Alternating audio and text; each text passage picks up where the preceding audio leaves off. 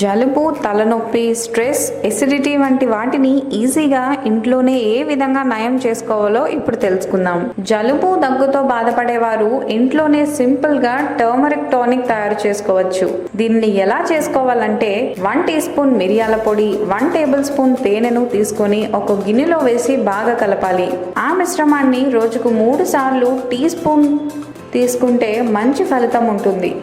రోజు 3 పూటల 4 చొప్పున ఎండు ద్రాక్షను తింటే రక్తంలో చక్కెర స్థాయి స్థిరంగా ఉంటుంది. రాత్రి నిద్రకు ఉపక్రమించే ముందు గ్లాసు మంచినీరు తాగడం వల్ల గుండెపోటు రాకుండా ఉంటుంది. అలాగే స్నానం చేసే ముందు గ్లాసు నీళ్లు తాగితే బీపీ కంట్రోల్లో ఉంటుంది. డిప్రెషన్లో ఉన్నప్పుడు నిమ్మకాయను ముక్కు దగ్గర పెట్టుకుని వాసన చూడాలి. అలా చేస్తే స్ట్రెస్ తగ్గి మనసు ప్రశాంతంగా మారుతుంది. బాగా తలనొప్పిగా ఉన్నప్పుడు గోరువెచ్చని నీటితో ఒక ఫిష్ ఆయిల్ టాబ్లెట్ వేసుకోవాలి. దాంతో త్వరగా ఉపశమనం లభిస్తుంది. వేడి నీళ్ళలో 1 టీ స్పూన్ సోంపును వేసి రాత్రంతా నానబెట్టాలి.